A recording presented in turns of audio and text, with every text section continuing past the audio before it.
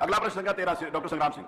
Doctor संग्राम सिंह। माननीय अध्यक्ष जी, हम आपके बहुत बहुत आभारी हैं कि आपने बहुत महत्वपूर्ण प्रश्न पर हमें बोलने की अनुमति दिया। माननीय, आज हम सरकार से जानना चाह रहे थे कि आज बड़े पैमाने पर सर्विस प्रोवाइडर के माध्यम से, आउटसोर्सिंग के माध्यम से बड़े पैमाने पर कर्मचारी रखे जा रहे हैं। खासकर बिजली विभाग तो पूरा का पूरा आज उन्हीं के हवाले है। हर विभाग, आपका नगर विकास भी आज उन्हीं पर आधारित है।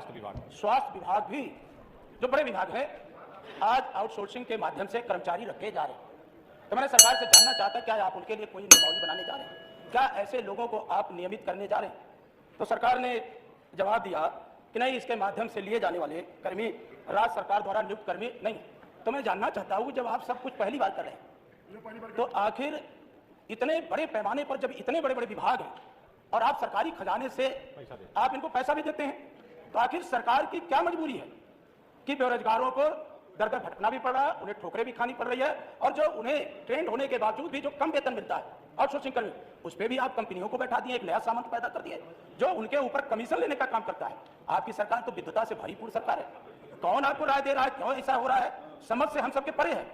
एक तरफ तो आप जो हमें आरक्षण की व्यवस्था दी गई है भारत के संविधान के द्वारा, ये सर्विस प्रोवाइडर कंपनियां उसका पालन भी नहीं करती, और जब आप लेन देन से दूसरी कंपनी को माननीय अध्यक्ष जी मिल जाता है काम, तो हमारा जो कार्यरत कर्मी है उसको आप बड़े बेरहमी से बाहर भी कर देते हैं। तो आखिर जब सरकारी खजाने से पैसा दे रहे हैं, तो आखिर इस तरह का माहौल आप क्यों बनाए पड़े, और कमीशन भी ले रहे हैं उनके ऊपर। डॉक्टर लोहिया कहते थे कि इंसान होकर इंसान पर इस तरह का टैक्स, ये पहली बार उत्तर प्रदेश में देखने को मिला है। और इतने योग्य मंत्री के रहते, कम से कम आप संविदा तो करा देते, बिजली मंत्री जी, नगर विकास मंत्री जी संविदा के द्वारा नियुक्ति करा देते, स्वास्थ्य मंत्री तो उप मुख्यमंत्री हैं, वो भी अगर संविदा के माध्यम से करा देते आप बहुत अच्छे प्रश्न। तो मैं आपसे जानना चाहता हूं कि क्या आप इनका वेतन बढ़ाने का काम करेंगे, क्या इन्हें सुविधाएं देने का काम करेंगे, क्या आप इन्हें नियमित करने के लिए सरकार गंभीरता पूर्वक विचार करेगी? ये मेरे 2-3 प्रश्न हैं, मैं इससे सरकार से स्पष्ट उत्तर उम्मीद चाहता हूं। डॉक्टर हृदय नारायण सिंह।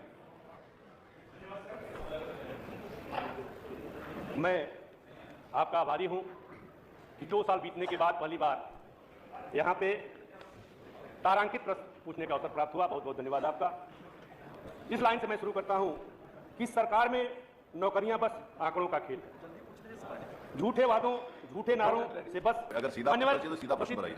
समय समाप्त हो रहा है, बस मैं एक अनुपूरक पूछना चाह रहा हूं कि संविदा कर्मी जो अपने जिले से दूर रहते हैं, एक तो उनकी सैलरी कम है और अपने जिले से दूर रहते हैं, सरकार क्या उनको उनके जिले के करीब या उस जिले में पोस्टिंग करने पे विचार करेगी ताकि कम पैसे में भी उनका खर्च चल सके? श्री अनिल कुमार है? नहीं है। माननीय मंत्री जी उत्तर दीजिए। जी, माननीय संग्राम सिंह जी ने और माननीय पटेल साहब ने जो जिज्ञासा व्यक्त की है मान्यवर, वो हम आपको बता दें कि जहां पर मान्यवर नियमित पद हैं, जहां रेगुलर पोस्ट हैं, वहां पर किसी प्रकार से कोई आउटसोर्सिंग कर्मचारी लगाया नहीं जा रहा है।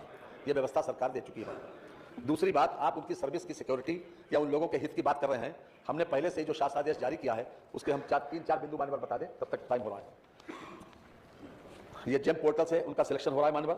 ये 18 सितंबर 2019 का कार्मिक विभाग का शासनादेश है मान्यवर। ये इसमें खासतौर से उन लोगों की सिक्योरिटी के लिए किया जा रहा है जो आउटसोर्सिंग के लिए लगाए जा रहे हैं मान्यवर। आउटसोर्सिंग कर्मियों का चयन केवल सेवा योजना पोर्टल से ही किया जाएगा। एक बार चयनित आउटसोर्स कर्मी को सेवा प्रदाता स्वयं निकाल नहीं सकता है मान्यवर, उसको निकाला नहीं जाएगा। उक्त व्यवस्था लागू होने से पहले कार्यरत आउटसोर्सिंग कर्मियों को निकाला नहीं जाएगा। इसके साथ ही कर्मियों को विलंब से भुगतान किए जाने की स्थिति में क्रेता विभाग द्वारा आउटसोर्सिंग एजेंसी को उपलब्ध कराई गई धनराशि पर 18% ब्याज व पेनाल्टी लगाई जाएगी। ये यहां तक की सिक्योरिटी मान्यवर दी गई। समस्त आउटसोर्सिंग कर्मियों को के पारिश्रमिक का भुगतान उनके ईपीएफ और ईएसआई आदि के मद में कटौती की धनराशि निर्धारित खातों में अनिवार्य रूप से जमा किए जाने में कोई अनियमितता पाए जाने पर विभाग के आहरण और वितरण अधिकारी तथा सेवा प्रदाता का उत्तरदायित्व निर्धारित किया जाएगा। यानी अगर एम्प्लॉयमेंट इंश्योरेंस स्कीम में या जो फंड का व्यवस्था है उसमें अगर किसी प्रकार की कोताही की जाएगी तो उसमें सेवादाता के खिलाफ कार्रवाई करने की व्यवस्था है मान्यवर।